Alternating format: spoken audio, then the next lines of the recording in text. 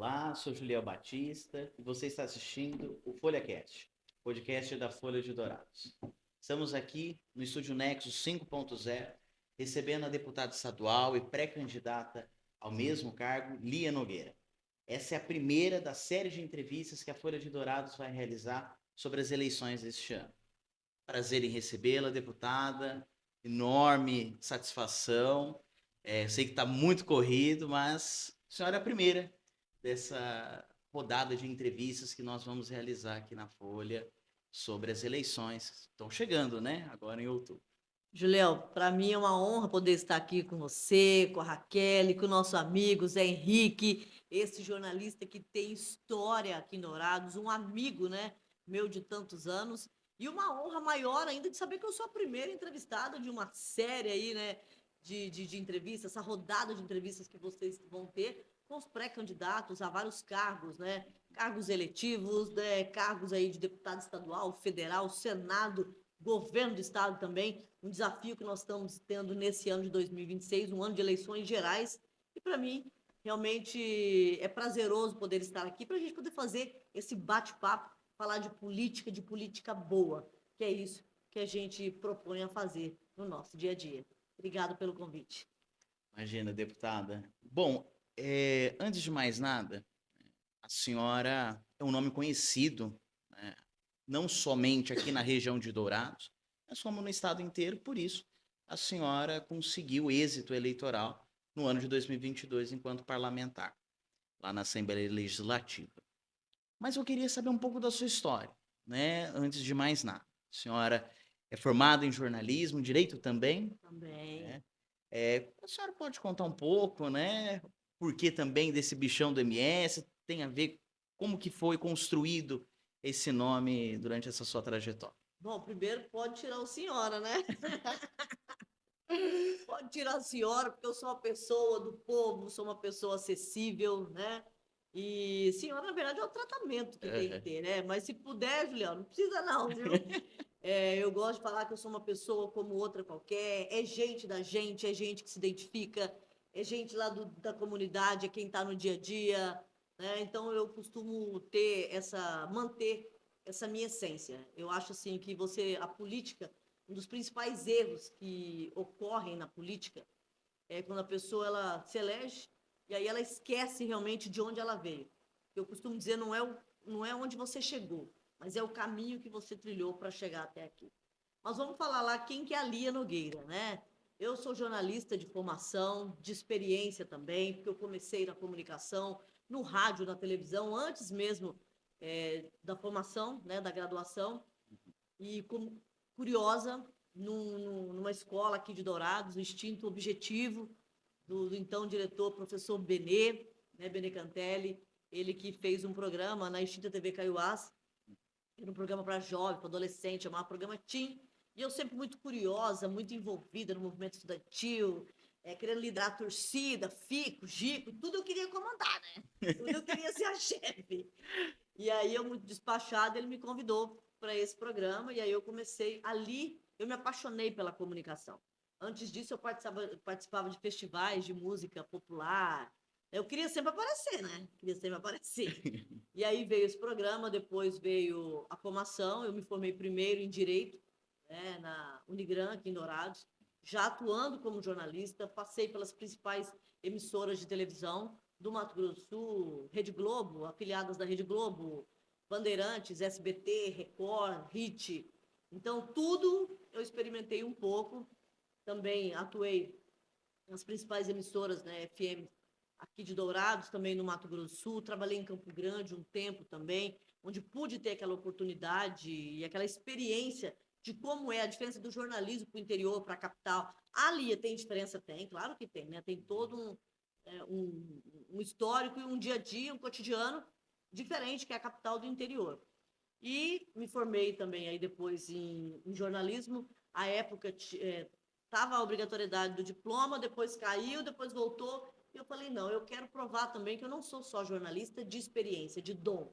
Eu Uhum. creio que o jornalismo ele é dom. Ou você nasce ou não vai. Né? A faculdade, o curso, ele vai te dar uma bagagem, vai te dar a parte mais teórica, vamos dizer assim, mas o batidão, o dia a dia é isso aqui, né? Uhum. E é isso. E aí, depois da comunicação, eu me tornei repórter de externa, cheguei a apresentar também programas da televisão, apresentei o MSTV em algumas oportunidades. Eu sou a primeira mulher a apresentar um programa policial na TV e no rádio de Mato Grosso do Sul, eu sou a primeira. Eu apresentei o Cidade Alerta, MS, apresentei o programa Noticidade do rádio, que na verdade se transformou mais num policial do que num noticiário por si só. E foi a partir daí que veio o tal do bichão do MS, né? Que eu era muito, aí, vagabundagem, entrevistar o cara que foi preso, e aí, pegar no cabo do Guatambu, caçar um serviço, você não quer, né? Que é a patifaria. Agora boiou o pé do frango pra você, né? Enquadrava o bandido, pau, malandro, e ele falava, e como eu tinha esse jeitão, como uma mulher, imagina o que é isso, né? Hoje já imagina o que é uma mulher enquadrando, o cara tá lá preso, né? E aí vem uma mulher e enquadra o bandido. E eu não tenho nem tamanho de gente, né? Querendo enquadrar. E aí, na época, eles me chamavam de rabo de arraia do Mato Grosso do Sul. Eu tinha aquele, né? Aquele jeitão, aquela pegada. Falaram assim, não, mas tem que ter um outro apelido para ela. E eu pegava, quando eu ia noticiar prisão de bandido, enfim, eu falava, esse aí, o que ele tá querendo ser? Ele tá achando que ele é o bichão? Que mara bichão? Comédia, vacilão. E aí falaram, não vai... Rabo de Arraia já tem a Fabiola, que era a época do saudoso Marcelo Rezende, nacional. Saí muito na rede nacional. Cheguei a emplacar, tipo, 4, 5 reportagens no Cidade Alerta do então Marcelo Rezende, saudoso, na época do Bate também. Então, isso para uma região do interior, né? Mato Grosso do Sul ainda, quando rede nacional, normalmente é São Paulo, Rio, Minas, enfim, os grandes centros. E eu emplacava, tipo, 4, 5 reportagens numa semana. E aí o Brasil começou a me conhecer. E falaram, não, no Mato Grosso do Sul tem uma mulher lá que ela é brava. Ela é brava. Ela é problema. E aí ficou, então, em vez da rabo de arraia que já tinha, eu fui apelidado do bichão da MS. Deputada, vamos tirar esse senhora, então.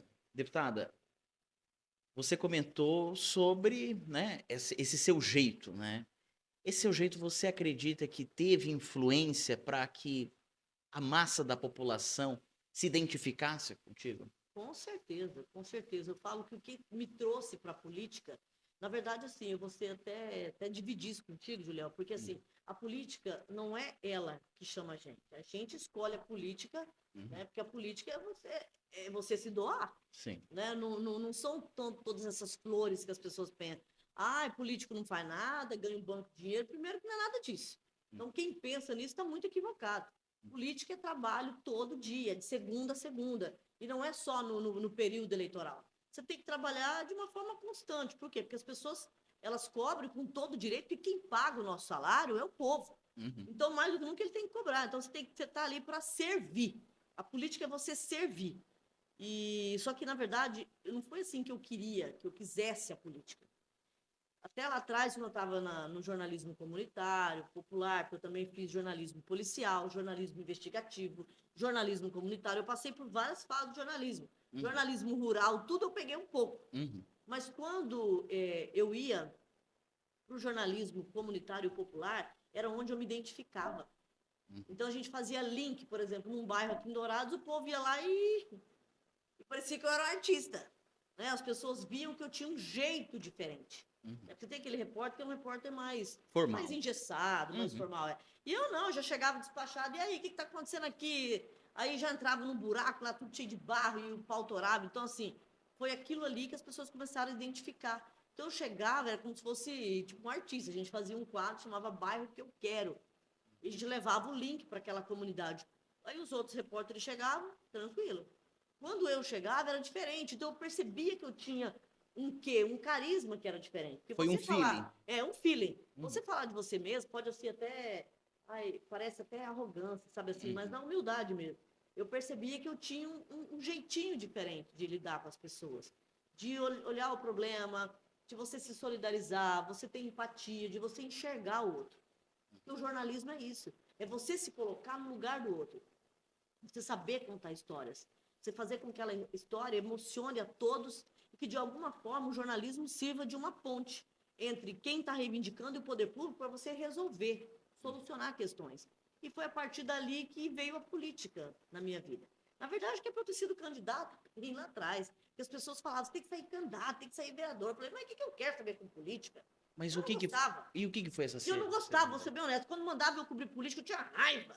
Não Eu gostava. não quero entrevistar esses políticos, eu não gosto de político. Eu não gosto de fazer política. Olha que ironia do destino. Interessante. Aham. Quando eles me escalavam para ter que fazer cobertura de política, eu odiava. Ai, vou ter que ir lá entregar uma obra, ter que entrevistar prefeito, governador. O que eu vou entrevistar? O que eu vou perguntar para esses caras? Não entendo nada.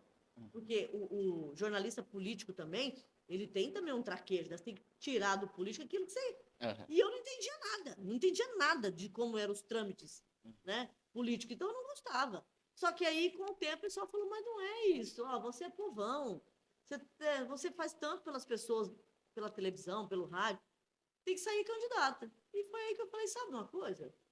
Eu vou entrar nesse trem aí. Mas teve algum, assim, algum episódio que fez com que você entrasse na política? Na verdade, não foi um, foram vários, né? Porque, assim, Qual que foi o mais marcante? principalmente quando eu parti para a rádio, que eu fiquei um bom tempo, porque, na verdade, eu comecei na rádio e fui para a televisão.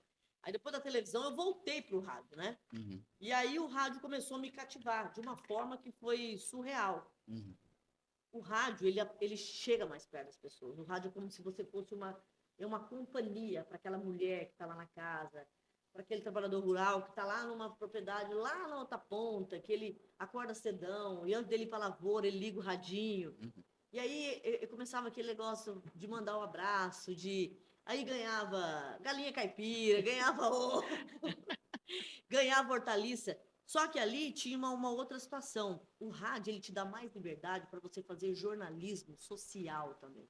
Eu acho muito importante. Então, acontecia uma situação que, na pandemia mesmo, a gente fez uma campanha na pandemia que a gente conseguiu tanta doação, mas tanta doação, que a recepção da rádio ficou lotada. A gente teve que dividir. Além de atender aquelas pessoas que precisavam, a gente ampliou. Ó, você que tem tal coisa, você pode ajudar essa família, ó, tem uma pessoa que está precisando de uma consulta, né? E eu comecei a sentir aquilo, que ali eu estava fazendo política sem eu saber, Uhum. entendeu? Você denunciar que o bairro lá tá com o asfalto lá, tá daquele jeito, o esgoto tá correndo a céu aberto, tá tendo problema de saúde pública, que tem um pessoal que tá lá na UPA, tá esperando e não tem médico, ó, prefeito, nananã, ó, o pessoal lá. E aí eu dava voz a essas pessoas, e aí as coisas iam acontecendo. Uhum. Só que aí eu vi que, tipo, eu falei, é isso, eu quero ajudar a transformar Entendi. problemas em solução. Só que a rádio, tudo você faz aquele apelo e ele vai até um ponto, beleza? Sim. Dali ele não vai mais. Daí Precisava você de não mais. vai obrigar o prefeito a ir lá. Uhum. Lógico que ele ia me ouvir, ia ficar, né, bravo, ia dar um jeitinho de dar uma resolvida. Mas não ia além. Aí eu falei, peraí, mas se eu for político, como jornalista, primeiro que os problemas já chegam primeiro pra gente. Sim. Confere? Com- O jornalista, ele é o Não, primeiro, concordo. ele é o porta-voz do povo. Uhum. O problema chega, a gente busca a solução. Eu falei, peraí, eu vou ser política. Porque daí, além de eu divulgar, de eu buscar uma ação, uma mobilização aqui, uma campanha ali, eu vou conseguir resolver isso daí. Ou se eu não conseguir resolver, eu vou poder encaminhar. E eu vou entrar nessa bagaça aí. Eu falei bem assim, nessa bagaça. Procurou uma Eu via falo muita institucional. gíria, tá? Eu falei, eu vou Aham. entrar nessa bagaça. E aí falei, vou disputar. Procurou a via institucional nesse sentido. Que é muito mais. Tem uma maior facilidade. Procurei, aí disputei a minha primeira eleição, 2016. Fui como jornalista do jeito, levei o jornalismo popular, o comunitário, para minha campanha eleitoral. Uhum. Peguei o microfone, a caixa de som, tenisão, bonezão e vai. E vamos, Dourados, bora pra cima, né. E foi aquela política de corpo a corpo, com o mínimo do mínimo do mínimo. Em 2016 eu falo que eu tinha só o kit favela. Sabe o que é o kit favela? Recursos escassos, escassos, O escassos. kit favela, amigo, são ali 6, 7 cabos eleitorais, é um combustívelzinho, é um materialzinho, um santinho ali e mais nada. Eu fui. Aí não ganhei, foi uma frustração muito grande, porque eu sentia que era o momento. Uhum. Faltaram 92, 94 votos, fiquei de segunda suplente, né? Entrei numa depressão, você não tem noção. uma derrota na política é amarga. Eu já passei os dois. Eu sei o que é perder e o que é ganhar, né? Aquilo é um gosto de fel. Me tranquei no quarto, fiquei 2, 3 dias numa depressão, não conseguia voltar para a rádio, porque eu não tinha estrutura emocional para voltar. Eu tinha certeza que era possível e não foi. Aí eu me senti, tipo, traída, porque, poxa, tudo que eu estava fazendo, né? O que as pessoas falavam, oh, você for candidato, meu voto é teu. Blá, blá, blá. E chega na hora, você vê que não é só isso. Não é só a popularidade, não é só o carisma. A política ela é feita de pelo menos 3 pontos. Popularidade, carisma, grupo político. Eu era a pessoa que era solta, era a minha primeira campanha, né? Não tinha acesso com ninguém, não sei, eu fui, eu só fui. E a outra, uma estrutura financeira condizente com aquilo ali. Não dá para ter o kit favela. Só com o kit favela você pode ser o fenômeno que for. Isso é hipocrisia. E vou te falar aqui, vou bater real. Eu vou falar agora aqui, vai ter muita gente que não vai gostar, mas eu não tô nem aí. Uhum. Essa história, ai, eu fui, eu não tinha um real. Mentira, mentira. Campanha nenhuma você faz sem o mínimo do mínimo. E o kit favela também não te garante, porque o kit favela é o mínimo do mínimo do mínimo. Você tem que ter o kit favela, mas pelo menos uma coisinha a mais. Senão não vai, você vai pagar como? Você vai pagar a cabo eleitoral, tá? Você vai contratar 5, 6. Tá, mas você não pode só ter 5, 6. Você tem que ter, por exemplo, uns 12, 15. E aí? E recurso para isso? Um carro de som lá, preparado. Mais uns 2, 3 carros rodando para levar liderança. Não é, você tem que ter uma estrutura mínima. Se você tiver uma estrutura mínima, ok. E esses outros pontos que eu te falei, você está realmente para disputa. Para disputar de igual para igual com quem já está lá, com quem já tem mandato, com quem já tem uma solidez. Né? Então não dá para você chegar, encarar uma primeira campanha sem o mínimo do mínimo. Você tem que estar cacifado. Senão, eu vou ser bem honesto, senão você larga não. Só se você realmente quiser colocar o seu nome para apreciação. Agora, eu não entro em nada para poder, eu vou experimentar. Ou então vou servir de escada. Eu não vou ser escada para ninguém, não, rapaz. Eu, desde a minha primeira campanha, eu falei, eu não vou ser escada para ninguém. E tanto que eu fui, tipo, como se fosse, eu furei uma bolha, porque uma primeira campanha com o mínimo do mínimo, fazer 1.254 votos em Dourados, sem praticamente nada, é muita coisa.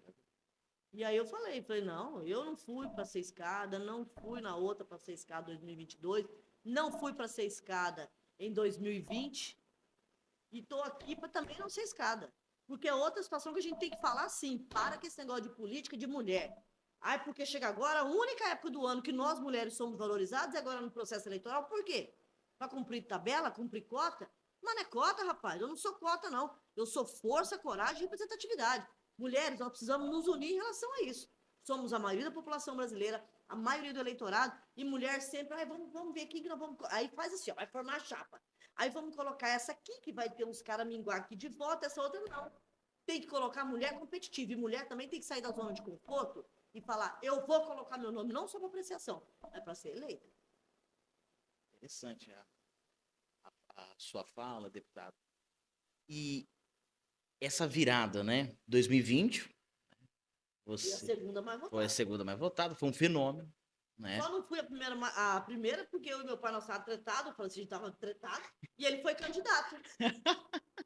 Foi candidato e aí dividiu os votos. Senão eu teria sido já a mais votada em 2020. Porque a minha diferença para o primeiro colocado foram 14 votos só. Tipo. Muito pouco. Então, quer dizer, a família tem que se dividir. Também que eu não estou tratado com ele agora, para ele poder vir roubar meus votos, né? E em 2020, você era uma das únicas vereadoras de oposição na antiga gestão, né? E ficou muito conhecida pelo o seu papel, principalmente na área da saúde, né? Que é uma das carências que a população ainda sente falta. Uma ferida aberta. Né? Ferida aberta aqui na cidade de Dourados. Eu queria saber uma análise sua dessa transição, tanto de 2020, quando você conseguiu em 2022 para deputada estadual. Deputada estadual, você foi a mais votada em termos como mulher, né? Na verdade, no estado inteiro, eu fui a terceira mais votada. Primeiro foi a Mara Caseiro, depois, se não me engano, foi a Glauci Unes de Corumbá. Eu fui a terceira mais votada no estado. E aqui em Dourados? Para deputada estadual. Mas em Dourados, eu fui, dos candidatos todos, eu fui a segunda mais votada. Né? Mas de mulher até então, eu sou, pelo percentual de votos para vereador, para deputado, eu sou até então, quem sabe daqui para frente alguém vai como é que fala? Vai me superar. Mas de votação em Dourados, eu sou a mulher mais votada na história de Dourados. Né? Tanto que eu sou a primeira douradense a ser eleita deputada estadual. Nós tivemos a Bela Barros, mas a Bela Barros ela era suplente, ela ficou como suplente. Né? Agora, deputada eleita mulher de Dourados, eu sou a mais votada. E a primeira na história. Você viu que eu tenho mania de querer furar a bolha, né? Isso é importante. 2020 veio, porque quando eu disputei em 2016 eu perdi. Aí depois houve o problema da cassação de um vereador, a prisão de uma outra, Dourados com as suas peculiaridades na política de volta e meia, operações policiais, enfim, estou aqui para falar. Eu era a segunda suplente, assumi o mandato suplente, né, de vereadora suplente, fiquei 9 meses, toquei o terror. Na verdade, não é que eu toquei o terror, eu fui fazendo aquele propósito qual você é eleito. Você é eleito. Então, eu fui verear, que a gente fala assim, eu fui verear. Eu ia para a UPA, Hospital da Vida, posto de saúde, cobrava, nananã. A época era uma prefeita, né? E não era porque ela era uma mulher que eu não ia cobrar. Ela tem que cumprir o papel dela, eu vou cumprir o meu. E aquilo ali fez com que o douradense visse ali uma pessoa que realmente estava defendendo os interesses dele. E isso me cacifou para 2020. Aí, em 2020, eu saí candidata, não queria, mas à época o meu ex-chefe do rádio e mais deputados me falaram, não, vai sim, você vai ser eleita, a pesquisa está mostrando. Só que assim, a experiência que eu tive, tipo, não foi muito legal, sabe? Eu falei, não vou não. Não, vou. Então tá. Aí o kit favela deu uma melhoradinha, né? E eu fui candidata, fui a segunda mais votada. Não era porque o então prefeito era do meu partido que eu ia fazer vistas grossas, não existe isso. Se tá errado, você vai denunciar. Sim. Você vai cobrar, né? E aí comecei como oposição, depois outros colegas também vieram. Mas não era uma oposição só por ser oposição. Porque oposição só por oposição é burrice. Oposição tem que ser propositiva, tá? Eu reclamo aqui que está faltando médico, mas eu tenho que falar prefeito, porque a responsabilidade é do prefeito, do governador, é do executivo. Sim. O problema que existe na saúde não dá para você terceirizar. É muito fácil falar assim, porque a UPA aqui, né, porque o enfermeiro, porque o médico não atende bem. Claro, existem profissionais bons em tudo quanto é lugar, assim como tem profissionais maus.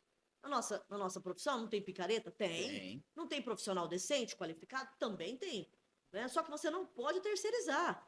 A culpa, quando a saúde ela é falha, ela não é de um médico, ele ganha um banco para não fazer nada. Pode ter um lá que dá migué? Pode, mas em sua maioria não é assim. Você não pode generalizar. Quando a saúde tem problemas, o problema é de gestão.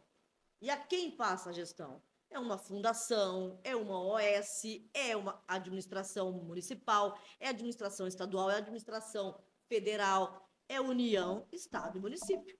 E aqui na nossa cidade, a saúde nossa é tripartite. Então, nós temos os 3 entes federados que têm que se responsabilizar. Então, não adianta eu querer ir lá e tocar o terror no médico que não vai resolver, tá? Como que a enfermeira vai ministrar um medicamento se tu não vai, procura a farmácia da UPA e não tem? Você vai lá no postinho, tá faltando coisa. O médico precisa receitar um exame, o paciente precisa do exame agora. Aí a máquina, sei lá, do raio-x tá quebrada. E aí? A responsabilidade é do médico? Ela é do médico? Ela é do enfermeiro? Então, assim, a gente tem que olhar com um olhar de muito cuidado e responsabilidade disso, tá? Porque muitas vezes você pode jogar o usuário, a população, contra um profissional que está ali, exausto, sobrecarregado. E cada médico tem que atender, sei lá, vamos fazer aqui 11, 16 pacientes, está atendendo 40. Qual vai ser como é que fala? Qual vai ser o grau de excelência desse atendimento? Qual a humanização desse atendimento? Então, tem que olhar a saúde um todo. E aí, eu comecei nessa fiscalização mais polêmica. Aí, claro, quando você taca a pedra numa caixa de marimbondo, não vai vir borboleta, né, meu amigo? Não vai. Do jeito que eu denunciei, a administração municipal, à época, tornou uma perseguição comigo. Aí eu enfrentei processo de cassação, né?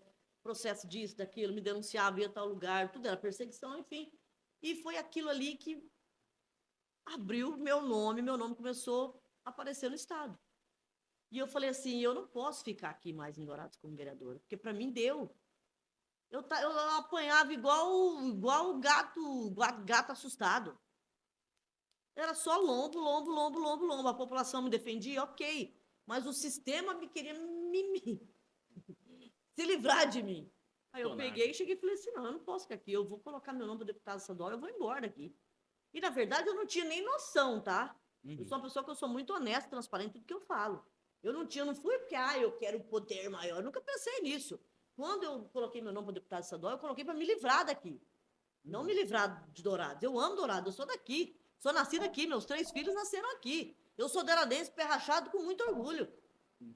Mas eu falei assim, eu preciso sair desse olho de furacão, que eu não aguento. Eu levava, apanhava de manhã, tarde e à noite. Os próprios colegas, eu ia fazer os da tribuna, daqui a pouco um entrava, porque isso aqui não é Big Brother, isso aqui, e pau em mim, ó. E eu fui chegando a um ponto que o meu emocional não aguentava mais. Eu não estava assim, eu não aguento. Eu não vou aguentar. E eu falei, eu vou me candidatar nessa bagaça, ver o que vai dar. E deu, não deu, a vida que segue. Porque eu sabia que se eu não ganhar, tem outra. Quando veio o desafio, eu falei, eu vou ganhar, porque se eu não ganhar, eu tô lascado. Eles vão me perseguir os 4 anos de mandato. E aí, no segundo ano do mandato, de fato, tá? Eu nem terminei o mandato. Você vê que eu não termino o mandato. O primeiro eu fui suplente, fiquei 9 meses, tentaram se livrar de mim. No segundo, aí o mandato, ok, era meu, conquistado, legítimo. E aí, com aquela perseguição toda, 2 anos, eu falei, eu vou me candidatar. Aí peguei minha caixa de som, meu microfone, as liete, o pau torou de novo, eu fui fazer Dourados, fiz alguns municípios no entorno da região e fui eleita.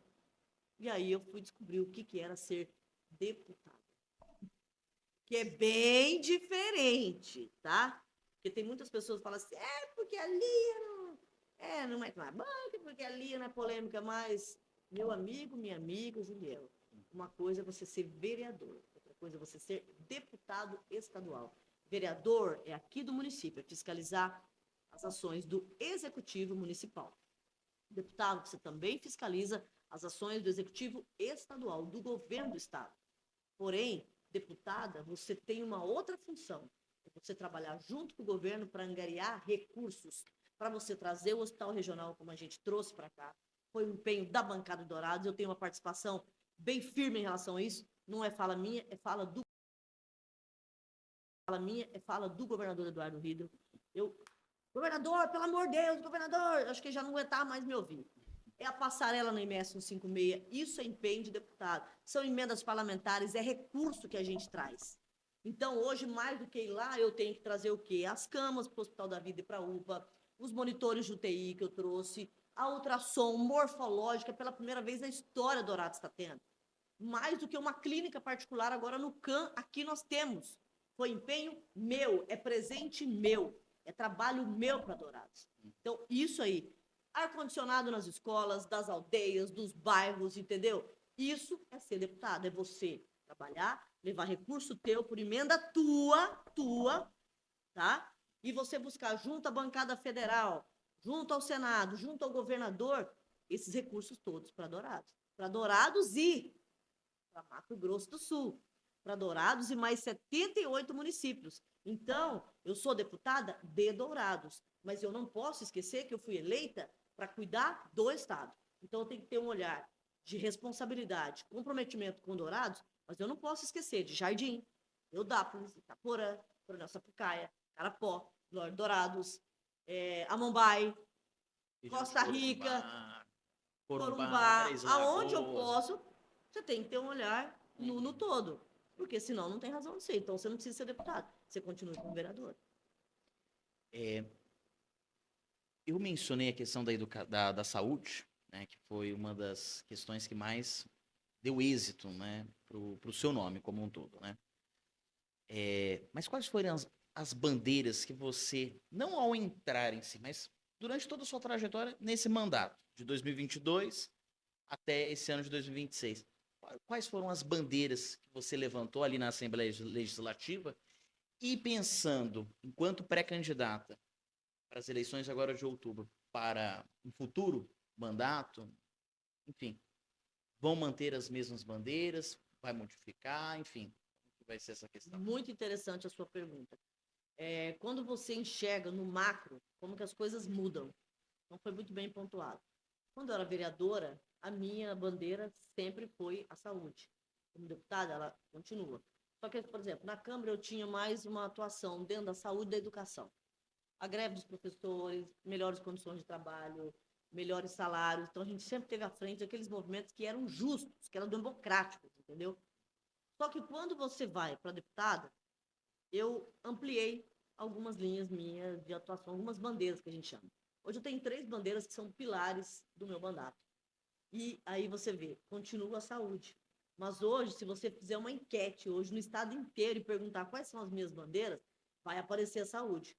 Mas as 2 primeiras vão aparecer outros pontos que eu acabei me envolvendo. A questão da mulher, a violência contra nós mulheres. Hoje eu sou um dos principais nomes nessa luta de que mulher tem que ser respeitada. Não é porque terminou uma relação que o homem se sente no direito de tirar a vida dessa mulher porque ela não quer mais uma relação. Quando nós mulheres somos abandonadas, a gente fica mal, no máximo arma um barraco e olhe lá. Mas depois a vida que segue. A gente não se sente no direito de tirar a vida de vocês.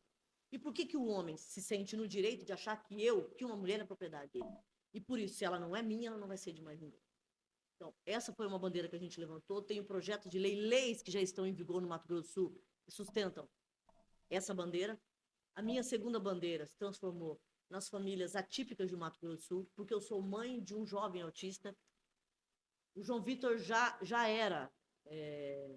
O autismo, quando eu era vereadora, ele já tinha sido diagnosticado, o João Vitor, lá atrás. Hoje ele tem 29 anos, mas o diagnóstico dele saiu tardio, com 12, 13 anos.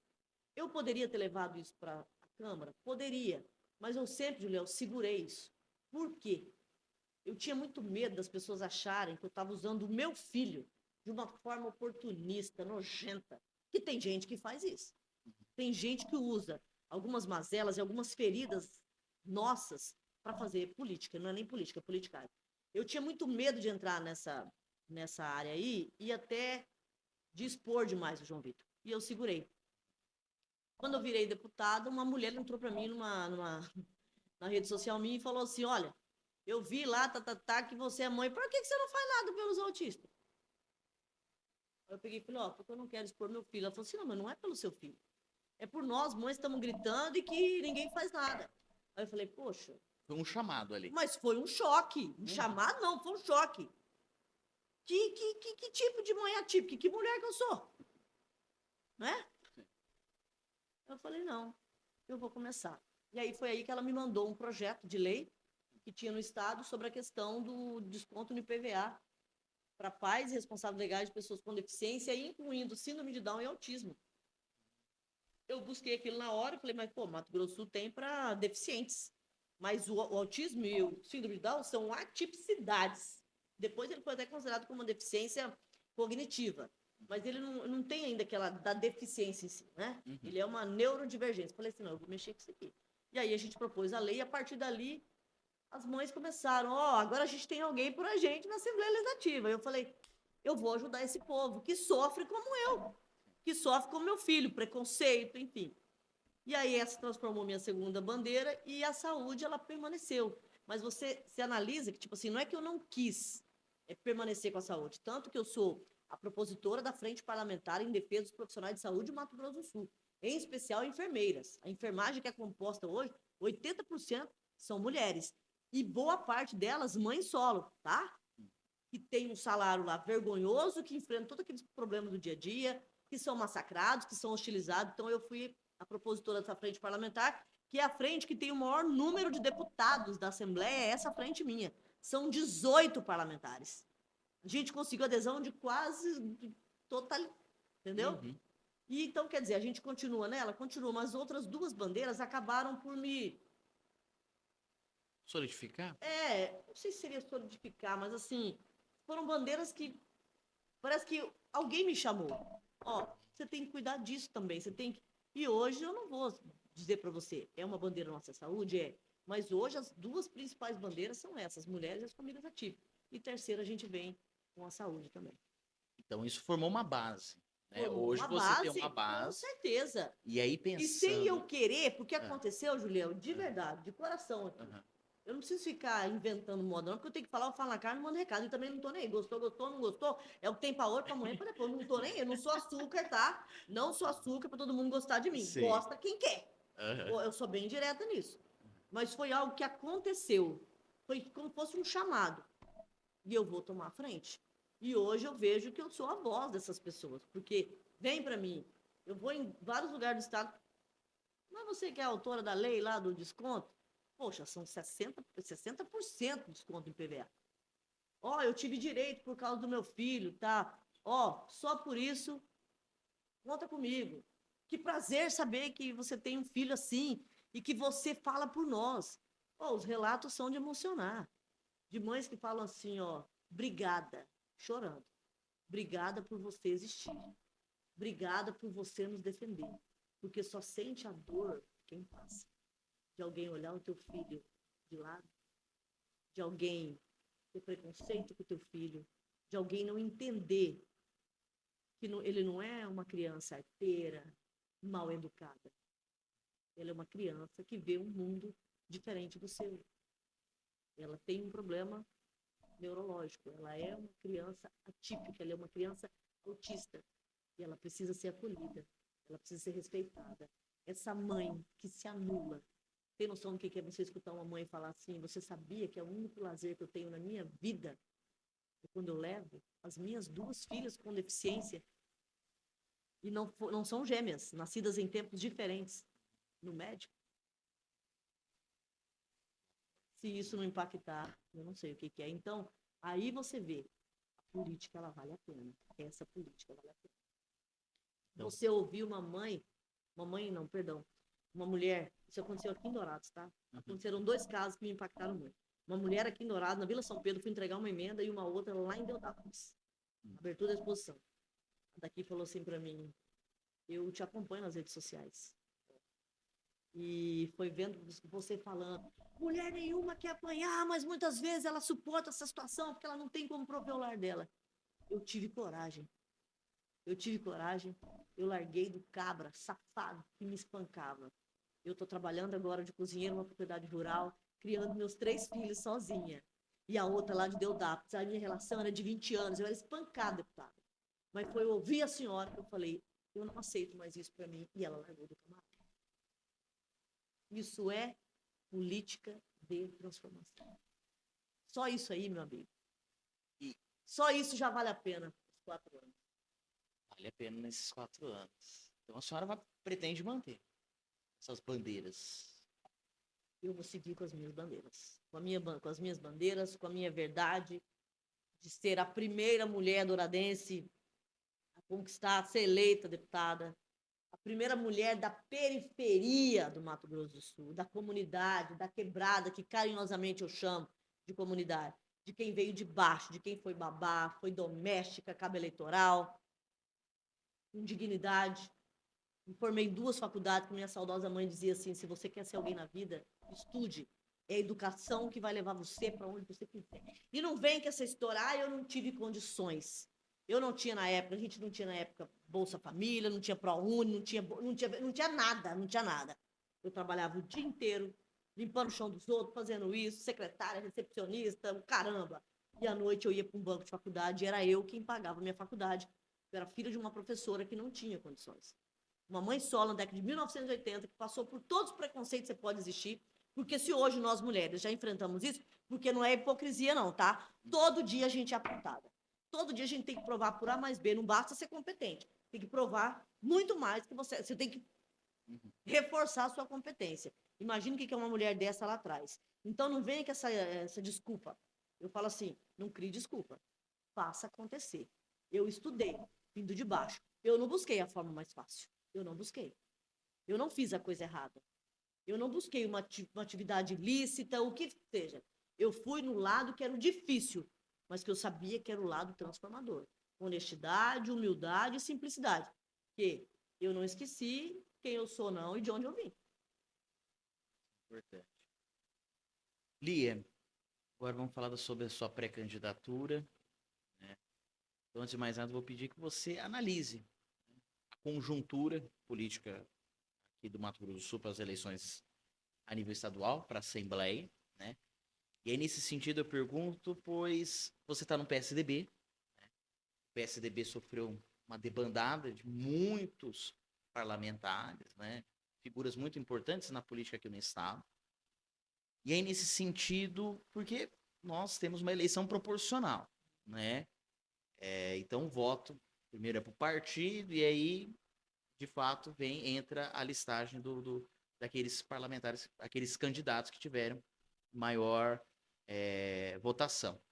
E aí, nesse sentido, você se sente assim, preocupada como um todo, apesar de você ter feito um mandato reconhecido pela massa populacional. Contudo, estar hoje num partido muito mais fragilizado do que aquele que você se candidatou em 2022, como que você está fazendo essa contagem, não só você, sua equipe, enfim. Eu tô pronta. O meu nome é pronta. Eu nasci pronta. Vindo de onde eu vim. Rompendo tantas barreiras como eu rompi até hoje, nada para mim na vida veio fácil. Nada. Eu falo que tem pessoas que a oportunidade bate na porta delas. Na minha vida parece que é um trem. Eu sempre tive que cavar lá a oportunidade. Ela não vinha. Era eu que ia lá. Eu sempre fui muito vazia. Eu sou assim, pequeno negócio eu vou fazer. Eu vou, Bem insistente. eu sou. Eu sou meio jeitão meu de louca. Um dia eu tô de um jeito, outro dia eu tô do outro. Meu humor, ele vai. Daqui a pouco eu sou louco, daqui a pouco eu sou uma pessoa centrada, daqui a pouco eu sou calma, daqui a pouco eu já não sou mais. Eu sou assim, tipo, instável, total. Daqui a pouco eu sou, deixa a vida me levar, Zeca Pagodinho, vai. Daqui a pouco eu falo, não, pera aí, vem cá. Vamos centrar, vou fazer isso, isso, isso. Mas uma coisa eu tenho. Eu tenho uma determinação que, assim, que eu acho que é o que vai levar a gente quando a gente quiser. Né? Eu traço metas na minha vida. E quando você falar para mim, isso é um coitado, que eu já ouvi muito isso. Não vai para lugar nenhum. Em várias campanhas minhas eu ouvi isso aí. Pois agora você vai ver. Você quer ver, você me... não vai, então, pois é, você vai ter que me engolir.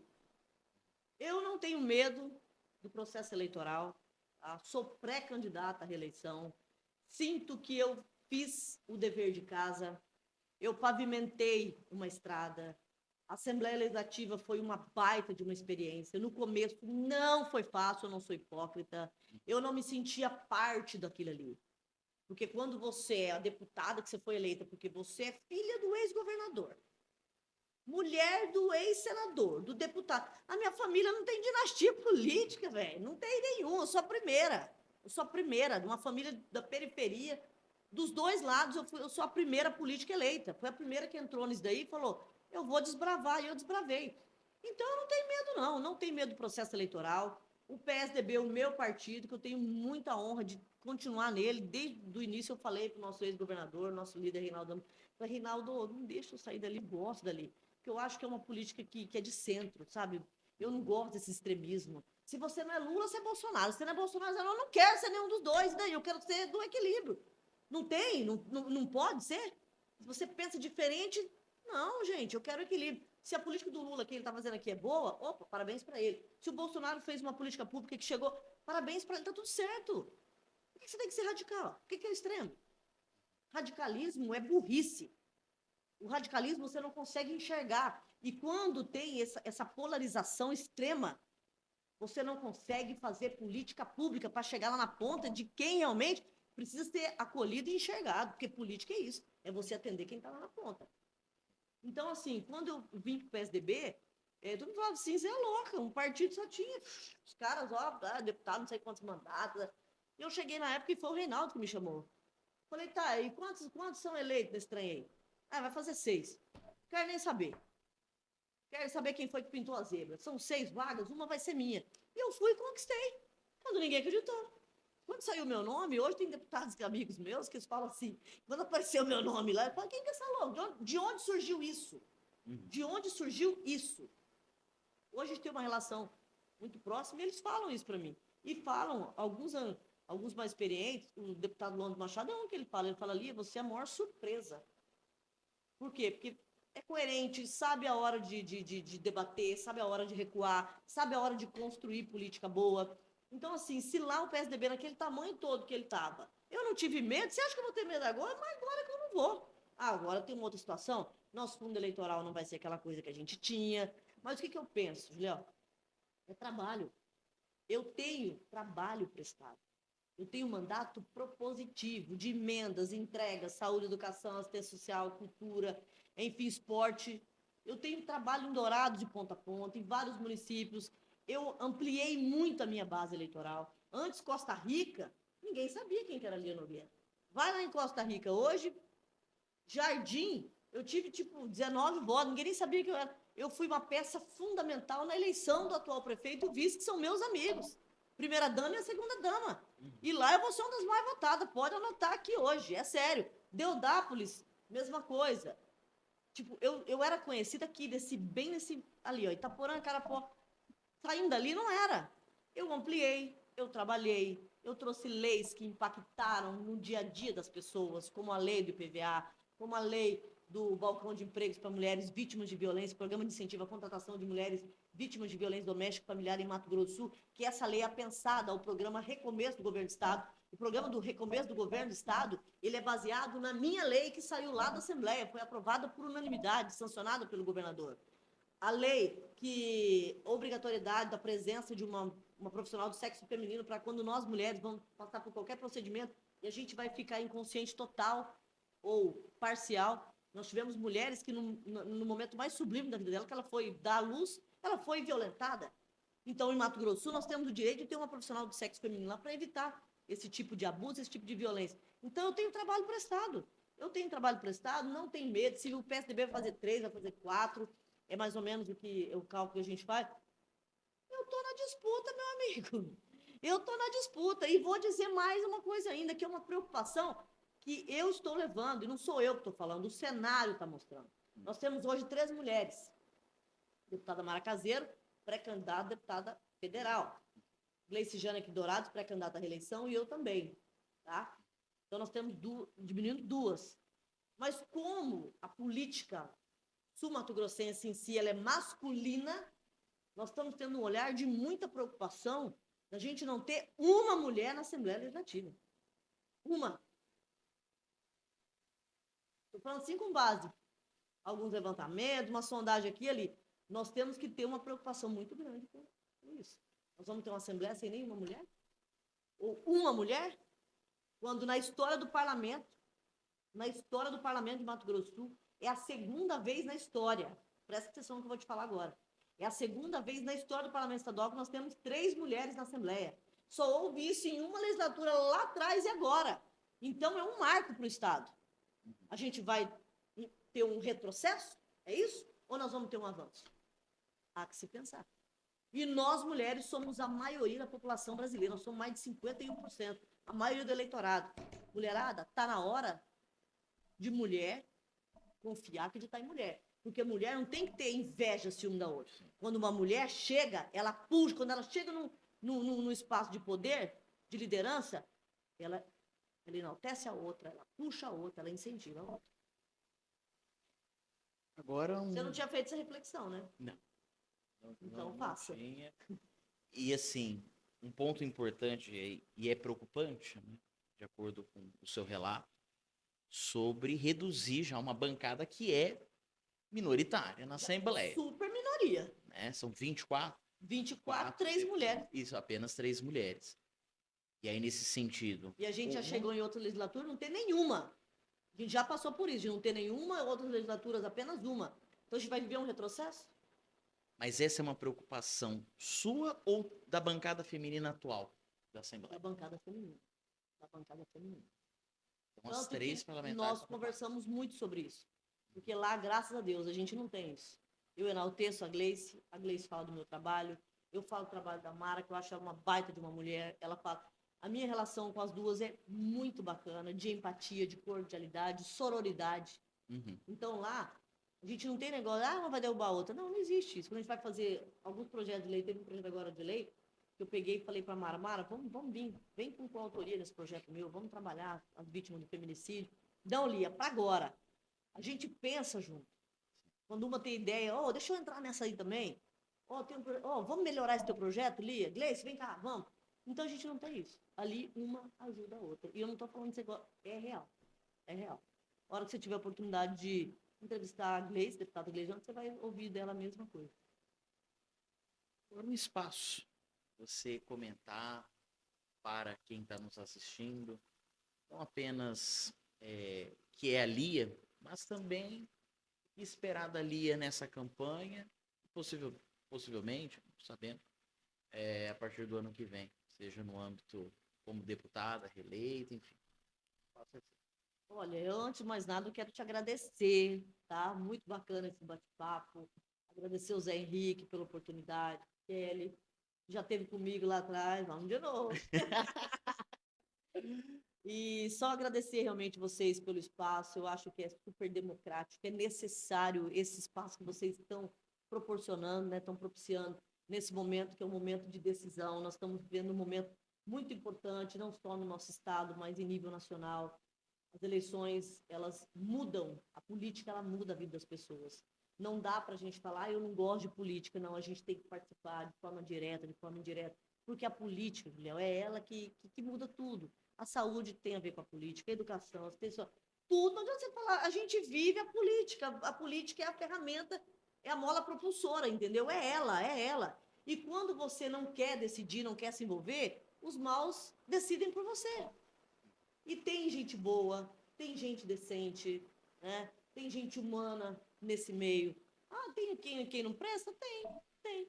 Mas eu prefiro acreditar na política que sirva como uma ferramenta de transformação.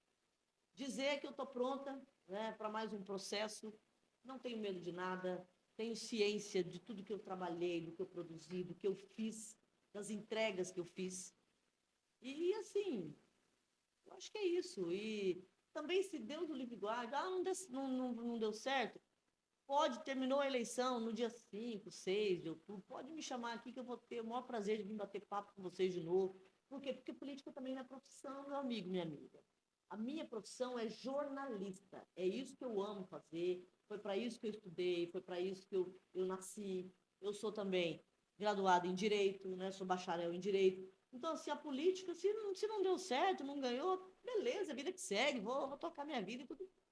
Claro, continuando as ações sociais que eu faço, que não são de agora, né? Eu tenho aí ação social desde quando não era da política, eu não era só repórter, eu tinha um grupo de mulheres, a gente fazia trabalho voluntário, e eu decidi permanecer com isso. Eu vou continuar, eu não vou parar. Eu não vou parar de estender a minha mão para quem precisa estar ali participando, porque de repente não tem um mandato. O mandato é a consequência, é o resultado que você trabalhou. Mas se não tiver ele, tá tudo certo também. Como eu te falei, o primeiro ano foi muito difícil para mim lá, né? Porque eu não me sentia parte daquilo ali. Eu não me sentia, falar, eu passava mal. Eu tinha que ir para a sessão, porque as sessões são terça, quarta e quinta. Às vezes a pessoa fala assim, ali assumiu o Dourado. Não é, eu não sou mais vereadora, eu não tenho como estar aqui todo dia. Só de sessão nós temos que cumprir terça, quarta e quinta. Hoje era dia de sessão. Hoje eu fiz remota, mas ontem eu fiz presencial, né? Então você tem as 3 sessões, ou você vai ser fantasma. A gente foi eleita para isso aí, né? O povo paga a gente para estar lá, para parlamentar, para debater, para fazer política pública, para aprovar projetos que impactam o nosso estado. Nós temos o maior piso salarial da educação do Brasil, foi um projeto de lei que o governador Eduardo Rida encaminhou para a Assembleia, eu votei favorável, isso é um trabalho nosso. E aí foi a lei do Pantanal, enfim, estou dizendo de alguns. Então, nós temos o compromisso lá e, fora isso, tem o estar presente em Dourados, nos municípios e trabalhar. É isso que a gente está aí para poder trazer recurso e ajudar as pessoas fazendo política pública, que é essa que a gente tenta fazer. Tenta não, que a gente busca fazer. Nós que agradecemos, né? Ser nossa primeira entrevistada, então, para nós também é uma Não, honra. isso não, para mim, né? Mas Pra para mim, nós né? também é uma Esquece que eu sou honra. a primeira, né? Para nós também é uma honra recebê-la aqui. Toda a sua trajetória, né? Você foi uma figura muito importante no jornalismo e enquanto deputada parlamentar, enquanto vereadora, agora como deputada, enfim, nós temos apenas que agradecer, viu? Obrigado mais uma vez. E esse foi um episódio do FolhaCast. Obrigado pela companhia e até mais. Uhum.